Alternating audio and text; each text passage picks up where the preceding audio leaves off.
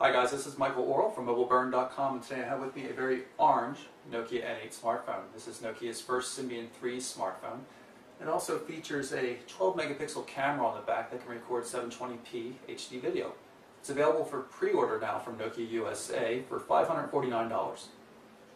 So here's the box. You can see it's bright blue, kind of shiny, pretty narrow. Open it up and see what we've got. So here is the N8 itself.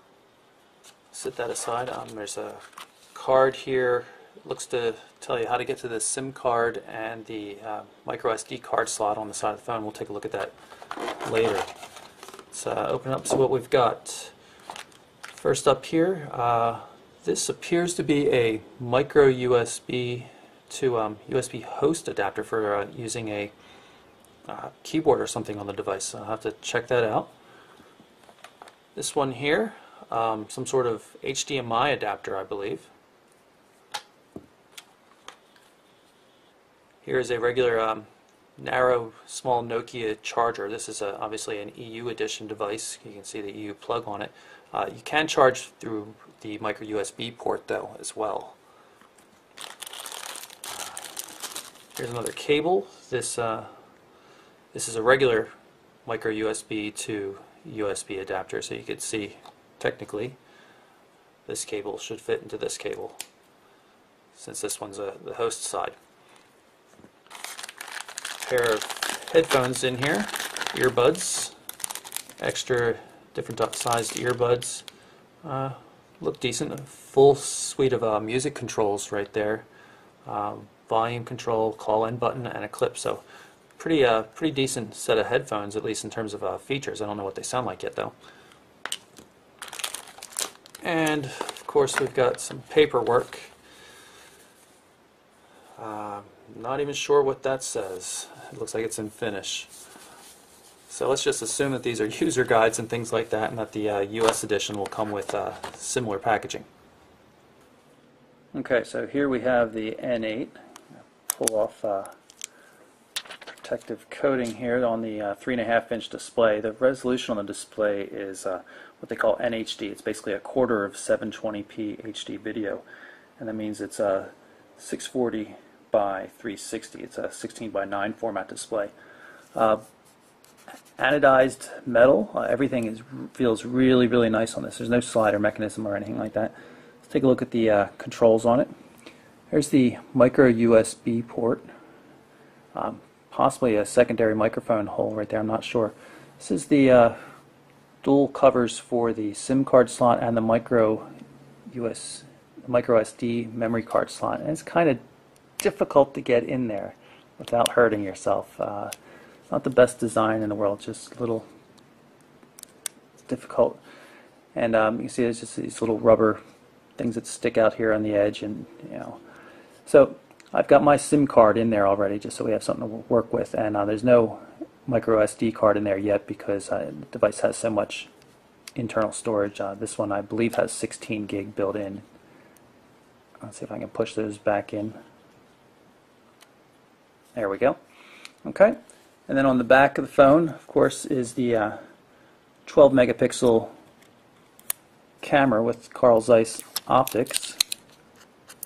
Take off these coatings. You can see we've got a big, it looks like a Xenon flash there, really nice. It says it's a 2.8 28 millimeter lens. I'm sure that's 28 millimeter equivalent to in terms of 35 millimeter cameras, so it should be a fairly wide angle view. On the right hand edge of the phone we've got volume controls. You can see the nice beveled metal edging around it, really pretty. A sprung lock mechanism, I'm sure, with a really grippy ridge on, surface on it. And again, the same kind of beveled look around the camera shutter button. And of course you see these hex bolt here, the helix bolts. Really good looking package. You will notice that the camera part makes the phone quite a bit thicker. It's about 13.5 millimeters thick here, and this adds another couple of millimeters at least. The entire device weighs about 135 grams. I just weighed it a second ago. So as you might have noticed, there's no easy way to get the rear cover off to gain access to the battery compartment. I'm assuming we could probably get to it if we undid those bolts there, but I'm not really looking to do that right now. I can tell you though that it has a 1200 milliamp hour battery that's good for about 6 hours of talk time or up to 16 days of standby time. On the bottom of the phone we've got this gloss black area. I'm imagining there's probably antenna circuitry down there. You can also see the little small Nokia power port. Up top we've got 3.5mm headphone jack, a power button, and also the HDMI cover. Also a little bit difficult to deal with. You can see there's the HDMI jack. Let's see if I can get this back in. Again, not a fantastic design if you ask me, but really everything else is really quite exceptional on it. We can see forward-facing cameras and there's sensors and everything. And of course just a little text that says N8 there. So let's power up the phone and see what we've got. Okay, so I've powered up the device and I'm going to unlock it right now by holding down the unlock button here. Here's the home screen. You can see right now we've got 3 different home screen panels with some widgets on them. I've actually gone ahead and set up some things just so we can get right down to brass tacks and see something interesting. First off, you can see you can swipe as well as use this control down here at the bottom. I find the swiping doesn't work all that well though, and just the lag behind it makes it feel off. We do have an AMOLED display though, so you can see really nice saturated colors here and deep blacks. Everything looks pretty cool. If you long press on the display, you can throw it into edit mode. You can also do that just from say edit home screen here, and we can say add new widgets, say BBC News for example, and we'll add another one down here for say the FM transmitter function. Just hit done. Home screen works in both portrait and landscape modes. A little slow to switch though, but not a real problem. You can adjust the wallpaper on any individual home screen from inside that edit screen. Change wallpaper. Change it to an image. So we'll select something interesting. How about the desert? And we're all done, but you can see that the wallpapers on the other panels stayed the same, so you can put a custom wallpaper on each of the 3 home screen panels. So let's continue looking at the home screen here. You can see everything is pretty much an active widget. Tap on the clock and you can set a new alarm. Tap here where it says general and you can change which profile you want to put the phone in. So we'll put it in meeting mode here. Presume that if we tap there, we'll get to the calendar.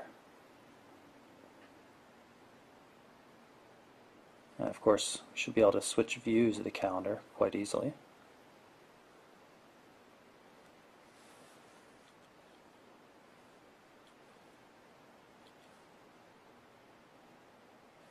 Go back to the home screen. You'll also notice that these widgets are scrollable within the widget itself. Can sometimes make it a little difficult to swipe panels. For example, if I'm trying to swipe from one panel to the next and I keep doing it there, I'll keep scrolling the widget instead, so you have to be careful where you swipe from, but it is kind of cool that you have that kind of flexibility within the widget itself. And as we also saw, this is the social media one. You can go through and see all sorts of stuff here.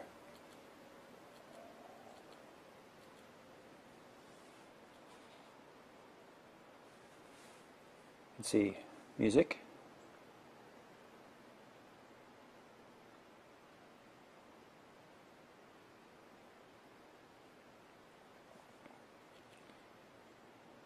And we'll play one of these and go back to the home screen. And hopefully we'll see music controls and album art right there. And there are other widgets, like here's one for the next appointment. Takes you right there, and of course you can still switch to the different views easily. Notice whenever you press this hardware button though, it always takes you back to this home screen. This is the main home screen panel.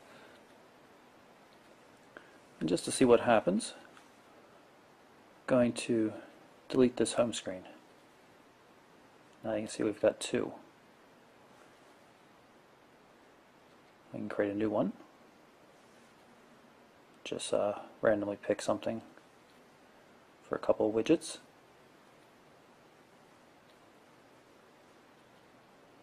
And we'll say we're done. You notice there's no longer an item that says new home screen, so we seem to be limited to just those three.